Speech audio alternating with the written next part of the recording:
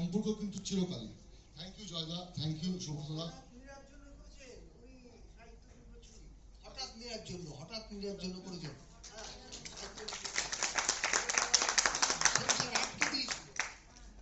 তারপরে সেই অনেক যুদ্ধ করে সেই ছবি খুব সফল হয়।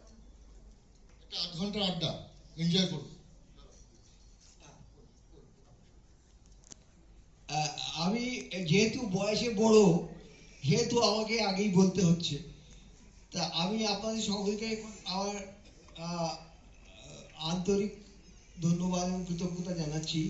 তা আমি বলি যে আমার পাশে যিনি বসে আছেন তার সম্পর্কে সকলেই এটা জানেন এবং সকলেই এবং এখানে বলাও হলো যে তিনি চিত্র পরিচালক।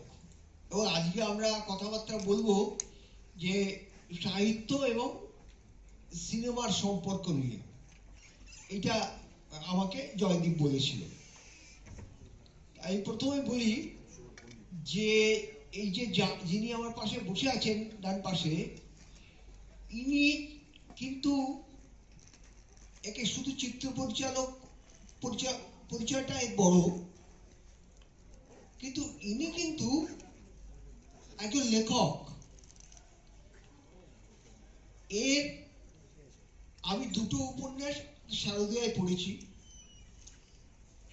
আর দুটো উপন্যাস আমি ধারাবাহিক পড়েছি, কিন্তু ধারাবাহিকটায় মাঝখানে ছেদ পড়েছিল। কিন্তু যে দুটো উপন্যাস আমি পড়েছি দুটো সংখ্যায়, একবারে শুরু করে একবারে শেষ করে ফেলতে হয়েছে আমাকে। মানে এমন নয় যে আমি সেটা আটকে থাকতে পেরেছি। তা আমরা আরেকজন চিত্র পরিচালকের কথা জানি যিনি ছিলেন লেখক, তিনিও উপন্যাস লিখেছেন। তার উপন্যাস যে পাবলিকেশন থেকে বেরিয়েছে, মানে আনন্দ পাবলিশার থেকে বেরিয়েছে, সুব্রত সেনের উপন্যাসও সেই পাবলিকেশন থেকে বেরিয়েছে। সেই পরিচালক হচ্ছেন সত্যজিৎ রায়। তিনি উপন্যাসও লিখেছেন, তিনি ছবি পরিচালনাও করেছেন। ছবি পরিচালক হিসেবেই তার প্রধান খ্যাতি ছিল, কিন্তু তিনি পরে যে উপন্যাসগুলো লিখেছেন সেই উপন্যাসের কিন্তু খুব এখনো মানুষ সেই উপন্যাস খুব মন দিয়ে পড়ে। এবং সত্যজিৎ রায়ের উপন্যাসও কিন্তু আনন্দ পাবলিশার থেকেই বেরিয়েছে। ফলে সুব্রত সেনের এই পরিচয়টাকে এখানে আড়ালে রাখা ঠিক হবে না যে তিনি একজন লেখকও, এবং একজন লেখক তিনি ছবি পরিচালনা করছেন। তা আমার ওর সম্পর্কে আপনাদের এটা জানালাম। এবং উনি কিন্তু একজন, ওই যেটা আমাদের আমাদের জয়দীপ বলল, যে উনি একজন বড় প্রতিভাকে আবিষ্কার করেছেন, যিনি আজকে সারা ভারতবর্ষে, বাংলায় নয়, যে বোম্বেতে প্রচন্ড খ্যাতিময়ী একজন অভিনেত্রী, তিনি কঙ্কনা সেন শর্মা, তাকে তিনি আবিষ্কার করেছেন। এবং তার প্রথম ছবিতেই তিনি মানে মানুষকে বুঝিয়ে দিয়েছিলেন যে তিনি কেমন পরিচালক এবং কেমন তিনি জহুরির চোখ তার। তা আমি যেহেতু আমি সিনেমা পরিচালনা করার কথা ভাবিনি, বা এখানে নন্দলাল আছে, নন্দলাল চিত্রনাট্য লিখতে পারে, আমার যদি কেউ কোনদিন বলে চিত্রনাট্য লিখতে, আমি কোনদিন পারবো না। আমি সুব্রতবাবুকে বলবো যে উনি যে একজন লেখক, সেই সঙ্গে উনি ছবি পরিচালনাও করেন। উনি খুব ভালো করে বলুন যে সাহিত্যের সঙ্গে চলচ্চিত্রের কি সম্পর্ক। এখন যদি সম্পূর্ণ একজন চিত্র পরিচালক, যেমন আর এখনো অনেকে চিত্র পরিচালক বাংলায় আছেন যারা কিন্তু কখনো উপন্যাস লেখেননি, সেরকম কাউকে নিয়ে এলে তাহলে একটা অন্যরকম কিছু হতো। কিন্তু এখানে উনি কিন্তু একাধারে লেখক, একাধারে পরিচালক। ফলে উনি খুব ভালো বলতে পারবেন যে সাহিত্য, মানে উনি লেখা উপন্যাস লেখা সত্ত্বেও কেন চিত্র পরিচালনা করছেন, আবার চিত্র পরিচালনা করার পরেও কেন উনি উপন্যাস লিখছেন, আবার কেন উনি হঠাৎ নেওয়ার জন্য মতন ছবি তৈরি করছেন সুনীল গঙ্গোপাধ্যায়ের লেখা থেকে, এবং এই নামটাও উনি নিচ্ছেন কোথা থেকে? কবিতা থেকে নিচ্ছেন। তো কবিতার সঙ্গে সাহিত্যের মানে যে চলচ্চিত্রের যে সম্পর্ক, সেটা কিন্তু সুব্রত সেন অনেক, এবং উনি খুব মোটা দাগ দিয়ে বোঝাচ্ছেন না, খুব সূক্ষ্ম তারের মধ্যে দিয়ে বুঝিয়ে দিচ্ছেন। ওই যারা এখানে ওই সঙ্গীতজ্ঞ অরূপ বা এখানে আমাদের ছিলেন, এই যে সুগত ভাদুরী, পণ্ডিত সুগত ভাদুরী ছিলেন, মীর আশ হয় না ওই যে বাজাবার সময়, খুব সূক্ষ্ম একটা মীরের মধ্যে দিয়ে বুঝিয়ে দিচ্ছেন যে কবিতার সঙ্গে কিভাবে সম্পর্ক থাকে একটা চলচ্চিত্রে। এবং চলচ্চিত্রের নাম উনি দিচ্ছেন হঠাৎ নীরার জন্য, এবং এই হঠাৎ নীরার জন্য নামে সুনীল গঙ্গোপাধ্যায়ের একটা কবিতাও আছে, এবং সুনীল গঙ্গোপাধ্যায়ের এই কবিতার নামে উনি চলচ্চিত্রের নাম দিচ্ছেন। তার মানে কি, উনি মোটা দাগে বোঝাচ্ছেন না, সূক্ষ্মভাবে, খুব মানে খুব আর্টিস্টিক ওয়েতে, খুব সামান্য মানে স্কেচ করার মতো দুটো একটা দাগ দিয়ে উনি বুঝিয়ে দিচ্ছেন, দেখো এখানে কবিতার সঙ্গে এখানে সিনেমা সংযুক্ত হয়ে গেল। তা উনি যদি কিছু বলেন সেটা আমরা শুনি। আমি প্রথমেই বলি যে আমি অনেক ধন্যবাদ জানাচ্ছি জয়দাকে। আমার আসল পরিচয় যদি বলতে হয় তাহলে আমার আসলে কোনো পরিচয় নেই, আমি খুব পরিষ্কার এই কথাটা বলতে চাই। আমার কর্মজীবন শুরু হয়েছিল সাংবাদিকতা থেকে, সেই সঙ্গে তার পাশাপাশি আমি লেখালেখি করতাম। সাংবাদিকতায় যোগ দেওয়ার আগে আমার প্রথম গল্প বেরিয়েছিল দেশ পত্রিকায়, গল্পটার নাম ছিল শিরিনরা। সুতরাং কিন্তু আমি লেখক হয়ে উঠতে পারিনি, আমি চলে গেছিলাম সাংবাদিকতায়। সাংবাদিকতা করতে করতে আমি একটা সময় আমার মনে হয়েছিল যে একটু ছবি বানালে কেমন হয়। সেই সময় আমি প্রথমে একটি ছবি বানিয়েছিলাম, সেটার নাম এক যে আছে কন্যা। আমি ভেবেছিলাম যে এক যে আছে কন্যা লোকে তো কেউ দেখবে না এরকম একটা ছবি, তো আমি এবার সাংবাদিকতাতেই ফিরে যাবো। আমি চাকরি না ছেড়ে ছবিটা বানিয়েছিলাম। খুবই আশ্চর্য হয়ে দেখলাম ছবিটা দেখলো লোকে, এবং পরবর্তীকালে আমাকে সবাই ফিল্ম মেকার বলতে শুরু করলো। আমি নিজে কিন্তু ফিল্ম মেকার নই। এবং তারপরে একটা সময় আমি দেখলাম যে আচ্ছা ফিল্ম মেকিং, ছবি বানানোটা তো পারি, আমি দেখি একটু সাহিত্য করতে পারি কিনা, করে একটু উপন্যাস লিখলাম, সেই উপন্যাসগুলো ছাপা হয়ে গেল। সুতরাং আমি সাহিত্যিক হয়ে গেলাম, কিন্তু আসলে আমি সাহিত্যিক নই। আমি এগুলো সবকটাই করে দেখেছি। যারা সাহিত্যিক হন, যারা ফিল্ম মেকার হন, যারা সাহিত্যিক যেমন জয়দা, যারা সত্যি সত্যি ফিল্ম মেকার এরকম অনেকে আছেন, তারা তাদের সম্পূর্ণ চিন্তা ভাবনা সমস্ত কিছু সাহিত্যের মধ্যেই রাখেন। যারা সত্যি সত্যি ছবিটা বানান, তারা ছবিটাকে মানে তারা ছবির মধ্যেই রাখেন। আমি কখনো একটুখানি করে দেখি সাহিত্য পারি কিনা, কখনো একটু করে দেখি আমি সিনেমা বানাতে পারি কিনা, কখনো আমি করে দেখি আমি সাংবাদিকতা করতে পারি কিনা। তবে আমার পরিচয় যদি কেউ পরিষ্কার করে জিজ্ঞেস করে, আমি এখনো মনে করি যে আমি আসলে মূলত একজন সাংবাদিক। আমি দীর্ঘ 11 বছর আনন্দবাজার এবং স্টেটসম্যান মিলিয়ে আমি দিল্লিতে সাংবাদিকতা করেছি, এবং সেই সাংবাদিকতা আমার পলিটিক্যাল সাংবাদিকতায়। আমি এখনো প্রত্যেক বছর যখন নির্বাচন হয় বা যখন প্রত্যেক বছর একদিন যখন ফিনান্স মিনিস্টার তার স্পিচটা পড়েন, তখন আমি খুব মন দিয়ে টেলিভিশনের সামনে বসি। এবং আমি এখনো অব্দি এবছরও আমি ফ্রিল্যান্সার হিসেবে অনেকগুলো লেখা সাংবাদিকতার জন্য আমি লিখেছি, এবং আমার আমার আমার যা বক্তব্য সেগুলো আমি শেয়ার করেছি পলিটিক্যাল সাংবাদিকতা হিসেবে। সেটা হচ্ছে একটা পার্ট। 2 নম্বর পার্ট হচ্ছে যে আমার সাহিত্যের প্রতি অনুরাগ যেটা, সেটা আমার খুব ছোটবেলা থেকে। তার কারণ হচ্ছে এটা আমাদের একটা সময় ছিল যখন বাংলা সাহিত্যকে আমরা সত্যি সত্যি খুব বড় মাপের এবং উঁচু চোখে দেখতাম। আমরা যখন বড় হয়েছি তখন আমরা যাদের লেখা পড়ে বড় হয়েছি তারা হচ্ছেন সমরেশ বসু, সুনীল গঙ্গোপাধ্যায়, শক্তি চট্টোপাধ্যায়ের কবিতা, এবং তখনও আমাদের অনেকে বেঁচে ছিলেন, নীরেন্দ্রনাথ চক্রবর্তী থেকে শুরু করে প্রত্যেকে। আমরা যখন বড় হয়েছি এইসব পড়তে পড়তে আমরা, সুতরাং কিছু চিত্রকল্প, কিছু ইমেজারি, কিছু লেখার যে ধরন, কিছু কিভাবে দেখতে হয়, পৃথিবীকে কি করে দেখতে হয়, এটা আমরা সিনেমার আগে আমরা পেয়েছি সাহিত্য থেকে। যেটা হয়তো এখন অনেকে সিনেমা দেখে সারা পৃথিবীকে দেখেন, বা আরো বেশি করে এই মুহূর্তে হয়তো সকলে টেলিভিশন বা ওটিটির মাধ্যমে সারা পৃথিবীকে দেখেন। আমরা কিন্তু একটা অদ্ভুত কল্পনার জগৎ থেকে সারা পৃথিবীকে দেখেছি সাহিত্যের মাধ্যমে। দশকের কথা বলছি। আমি যখন দীঘাতে প্রথমবার আমার চোখের সামনে সমুদ্র দেখেছিলাম, তখন আমি খুব অবাক হয়েছিলাম। অবাক হয়ে ভেবেছিলাম, এটাই কি বঙ্কিমচন্দ্র লিখেছেন? দুরাদয়শ্চ প্রনিভস্য তন্নি তমাল তালি বনরাজি নীলা আভাতি বেলা লবণাম্বু রাসের ধারানিবদ্ধেব কলঙ্ক রেখা। এটা তো আমরা সাহিত্যে পড়েছি, চোখের সামনে কিরকম দেখায় সেইটা আমরা দেখতে পেলাম আমি যখন প্রথম সমুদ্র দেখলাম। এই জায়গাটা এবং সিনেমা দেখাটাকে যদি আমি বলি, এই জায়গা থেকে আমি দেখেছি আমরা কিন্তু সাহিত্য এবং সিনেমা এই দুটো মিলেমিশে আমরা বড় হয়েছি। একটু বড় হওয়ার পরে, মানে ধরা যাক 9-10, আমরা যখন ক্লাস 9-10-এ পড়ি, মানে এই 1978, 79 এরকম সময় আমাদের সিনেমা দেখার অভিজ্ঞতা। তার আগে ছোট ছোট অভিজ্ঞতা আছে, যেগুলো হচ্ছে সত্যজিৎ রায়ের ছবি, বা যেগুলোকে আমাদের সেই আমলে বলা হতো ছোটদের ছবি, গুপি গাইন বাঘা বাইন, এই ধরনের ছবিগুলো আর কি। সেগুলো আমরা দেখেছি। সোনার কেল্লা দেখেছি। তখন আমি ক্লাস 7-এ পড়ি। তো এই পরিস্থিতিতে আমাদের সিনেমা দেখার থেকে আমাদের যোগটা অনেক বেশি সাহিত্যের সঙ্গে ছিল।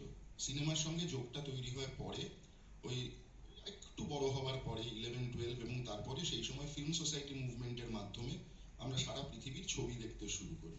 ছবি দেখার অভ্যেস এখান থেকে। কিন্তু একটা আমাদের সিনেমার আইকন ছিলেন, তার নাম সত্যজিৎ রায়। আমি সন্দেশ পত্রিকার গ্রাহক ছিলাম, এবং সন্দেশে উনি মাঝে মাঝে শুটিং এর অভিজ্ঞতা লিখতেন। এই যে শুটিং এর অভিজ্ঞতা তিনি যখন লিখতেন, তখন আমরা খুব মজা পেতাম যে শুটিং এইভাবে হয়, শুটিং কাকে বলে। সেই নিয়ে একটা বইও আছে, একেই বলে শুটিং, মানে সেটা আনন্দ পাবলিশার্সের বই। সেগুলো সমস্ত সন্দেশের লেখা থেকে আমরা ওগুলো আগেই পড়েছি আর কি। এবার এর ফলে যেটা হয় যে আমাদের একটা সেই সময় কেন, হয়তো এখনো আছে, যে প্রত্যেকের একটা মনে মনে একজনকে গুরু ঠিক করে নেয়, মনে মনে বিভিন্ন লোককে গুরু ঠিক করে নেয়। এরকম ভাবে কিছু কিছু জিনিস আমরা আপনা হতে তৈরি হয়ে গেছিলাম। একজন সত্যজিৎ রায়, পরবর্তীকালে সুনীল গঙ্গোপাধ্যায়, সমরেশ বসু এবং শক্তি চট্টোপাধ্যায়। আমি সেই সময় জয়দার কবিতা পড়িনি, জয়দার কবিতা আরো অনেক পরের। আমি বলবো উত্তর শক্তি বা এই ধরনের। আমি কি যেটা বললে ঠিক হবে না কাছাকাছি বলাটা ঠিক হবে? আপাতত এটাই থাক। তো এইভাবে আমরা বড় হয়েছি, এবং এটার মধ্যে আমাদের কাছে না সিনেমা, চলচ্চিত্র এগুলো আলাদা আলাদা করে আমরা ভাবিনি কখনো। যে আমাদের কাছে আর্ট ফর্ম, মানে যে কোনো একটা জিনিস যেটা শিল্প তৈরি হচ্ছে, সেটা ছবিই হোক, সাহিত্যই হোক, সেগুলো কোথাও না কোথাও একটা মেলবন্ধন আছে। পরবর্তীকালে আমি সিনেমা করতে গিয়ে যখন দেখেছি, তখন আমার মনে হয়েছে যে মেলবন্ধন যেটা আছে সেটা আসলে ওপরে, মেলবন্ধন আসলে নেই। মানে আমি যদি বলি এই কবিতাটা সিনেমার মতো হয়েছে, সেটা বললে তার কোনো মানে হয় না। আবার এই সিনেমাটা কবিতার মতো হয়েছে, এটা বলারও কোনো মানে নেই। একই রকম ভাবে একটা চিত্রকরের আঁকা ছবি, সেটাকে যদি আমরা বলি যেটা সিনেমার মতো দেখতে লাগছে বা সিনেমার শটের মতো দেখতে লাগছে, সেটা বলার কোনো মানে নেই। তেমনি একটা ছবি দেখেও, মানে একটা সিনেমা দেখেও বলার কোনো মানে নেই যে এটা একটা পেইন্টিং এর মতো সিনেমা। এগুলো সম্পূর্ণ আলাদা আলাদা মাধ্যম। এই আলাদা আলাদা মাধ্যমের মধ্যে যোগসূত্রটা কোথায়? যোগসূত্রটা হচ্ছে চেতনায়, যোগসূত্রটা হচ্ছে অ্যাবস্ট্রাকশনে, যোগসূত্রটা হচ্ছে প্রত্যেকের সাথে প্রত্যেকের গেঁথে নেওয়া। সিনেমা হচ্ছে এমন একটা শিল্প, যেটা আদৌ শিল্প কিনা সেটা নিয়ে আমার মাঝে মাঝে খুব সন্দেহ হয়। সিনেমা হচ্ছে সমস্ত যতগুলো শিল্প আছে তার থেকে আহরণ করে একটা কিছু তৈরি হয়েছে। এবং তার থেকে বড় কথা, এই সিনেমা জিনিসটা ভয়ঙ্কর টেকনিক্যাল। এই টেকনিক্যাল কথাটা আমি কেন বলছি? টেকনিক্যাল কথাটা আমি এই কারণে বলছি যে, আমি ধরা যাক আমি একজন চিত্রকরের কথা যদি বলি, মধ্যপ্রদেশের একটা গুহায় আমরা দেখতে পাই যে প্রায় 18,000 থেকে 25,000 বছর আগে কিছু মানুষ তারা সদ্য হোমোস্যাপিয়েন্স হয়ে উঠেছেন, তারা ওখানে ছবি এঁকেছেন। এখানে হচ্ছে ছবি বা চিত্রের মানে চিত্রকল্পের সূচনা। তিনি যেটা চোখের সামনে দেখছেন যে একজন এরকম একটা বর্ষা হাতে দুটো হরিণকে তাড়া করছে, এই ছবিটা খুব নেটে পাওয়া যায় আর কি। আমরা পরবর্তীকালে মহেঞ্জোদারোতে দেখেছি স্থাপত্য, সেই স্থাপত্যটা আমরা দেখছি। সিনেমা কিন্তু মোটেই 5000 বছর পুরনো নয়, এত কিছুই নয়। এই যে সমস্ত কিছু মিলেমিশে একটা জিনিস তৈরি হয়েছে, এবং সেই তৈরি হওয়ার পেছনে যে অদ্ভুত প্রক্রিয়াটা কাজ করেছে সেটা হচ্ছে টেকনোলজি। একটা সময় যখন স্টিল ফটোগ্রাফি জিনিসটা এলো, লোকে প্রচন্ড অবাক হয়ে বললো যে বাবা, তাহলে তো চিত্রকরদের কোনো কাজই থাকবে না। সেটা মোটেই ঠিক নয়, সেটা পরবর্তীকালে দেখা গেল। কেননা একটা ক্যামেরা যা করতে পারে, ক্যামেরা অনেক কিছু করতে পারে, কিন্তু কোনোভাবেই একটা রেনেসাসের পেইন্টিং আঁকতে পারে না।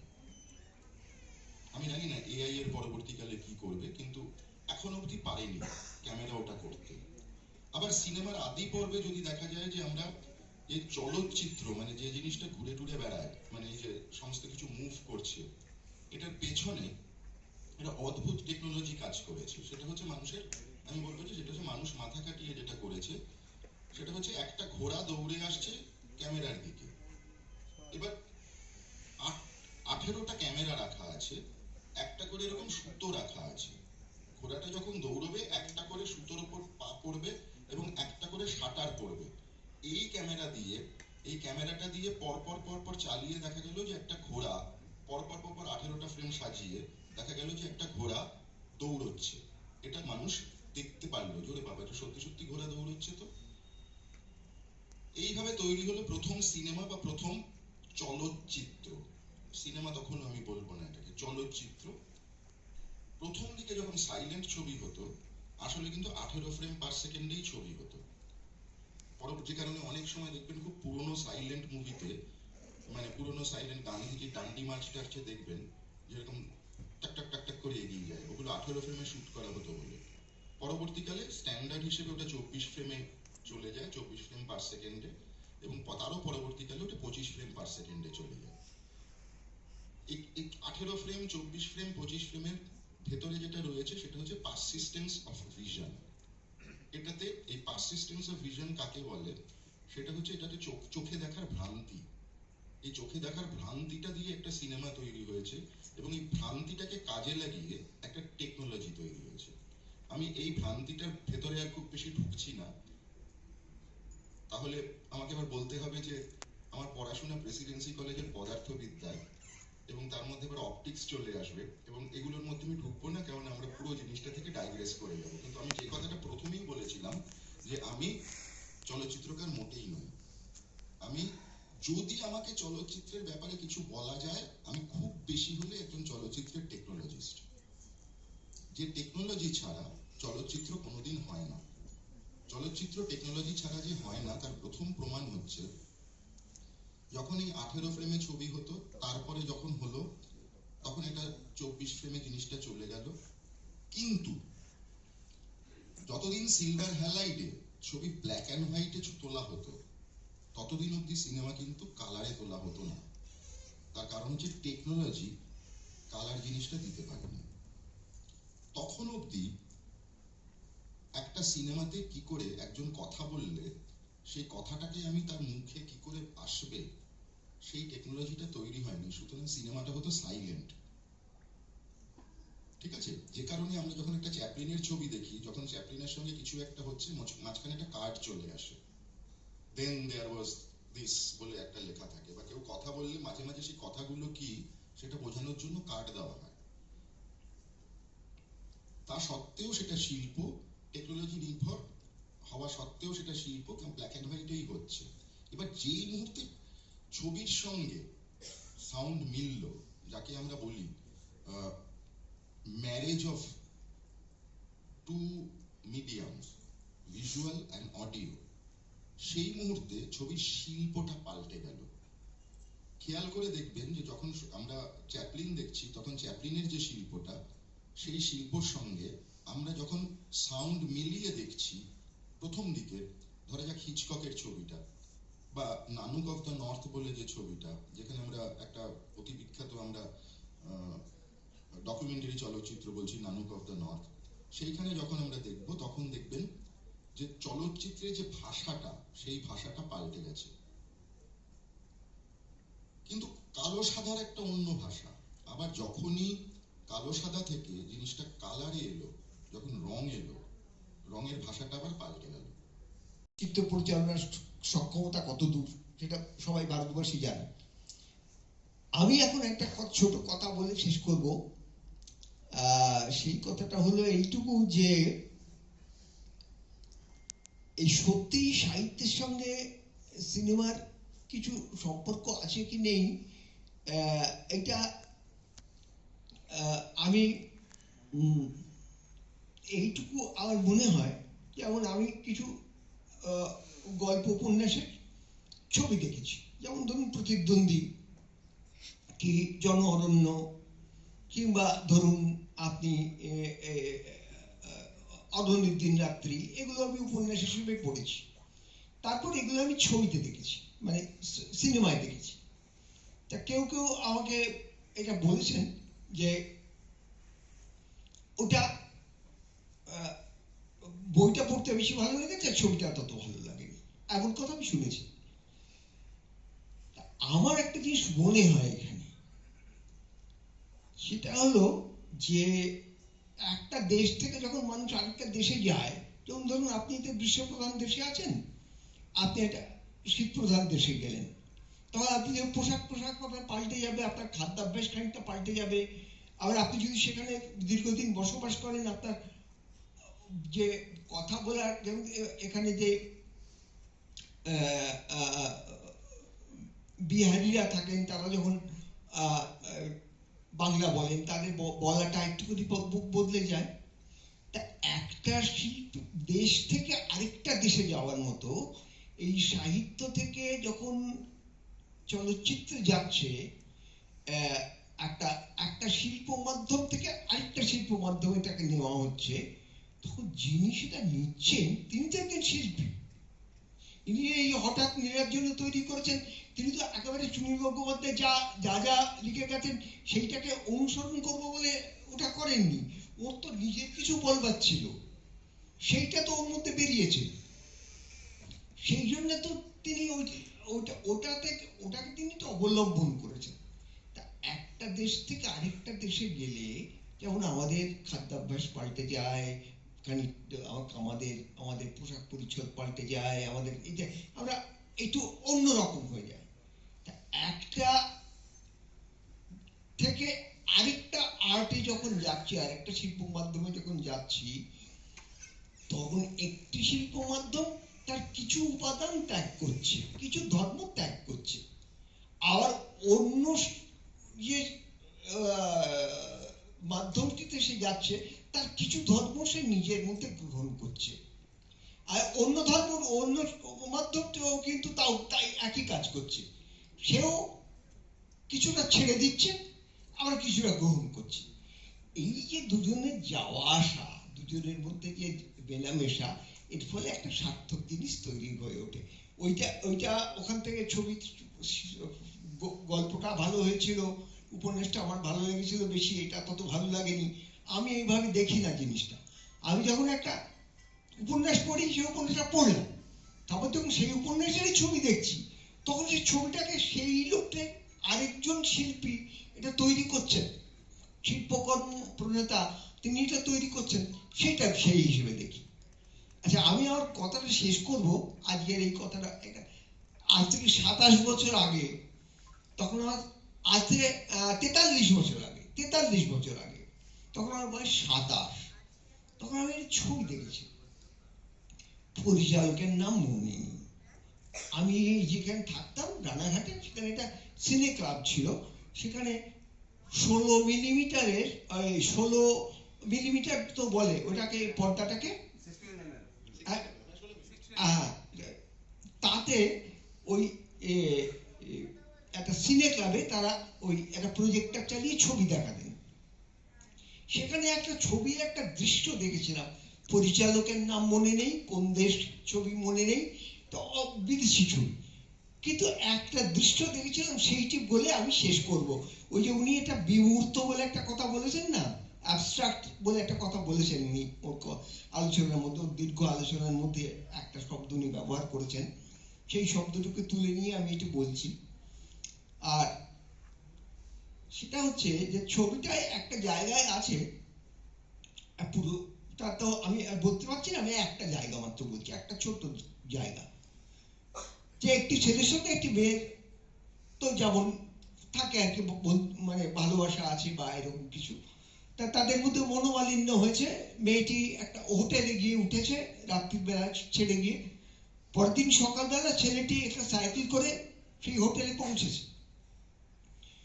হোটেলে পৌঁছে ওই বলে সেই মেয়েটিকে খোঁজ করেছে, তখন ইয়ে বলেছে যে সে তখন বেরিয়ে গেল। আমার বললো স্টেশনে ডেকে যাওয়ার জন্য গাড়ি ডেকে দিতে, আমরা ডেকে দিলাম। ছেলেটি পাগলের মতো সাইকেল চালিয়ে স্টেশনে পৌঁছেছে। স্টেশনে যখন পৌঁছেছে তখন দেখছে সেই মেয়েটির একটি বান্ধবী বেরিয়ে আসছে। সেই বান্ধবীকে আগে আমরা ছবিটা দেখেছি। সে বললো এই তো ট্রেন ছেড়ে দিল। এবার ও সাইকেলটা ফেলে দিল, সাইকেলটা ফেলে দিয়ে একটা ট্যাক্সি ডাকলো। এবার রাস্তায় দৃশ্যটা খুব অদ্ভুত। সেটা হচ্ছে ট্রেনটা একটু ওপর দিয়ে যাচ্ছে, মানে এই জায়গা দিয়ে ট্রেনটা এগিয়ে যাচ্ছে, সামনে দেখা যাচ্ছে ট্রেনটা যাচ্ছে। ও বারবার ওই ট্যাক্সি ড্রাইভারকে ওই তাড়া দিচ্ছে, সে সুমনের গানে যেমন আছে না, ওই একটা পেটকাঠি চা দিয়ালে যে তাড়া দিচ্ছে আরোহী ছেলেটাকে দ্রুত রিক্সাটা চালানোর জন্য, সেই রকম তারা ওকে ঠেলা দিচ্ছে। ও বারবার ও শেষ পর্যন্ত অ্যাপ্রোচ করলো, কিন্তু গাড়িটার মধ্যে গাড়িটা সবে ছেড়েছে, ও ফাঁকা যাচ্ছে।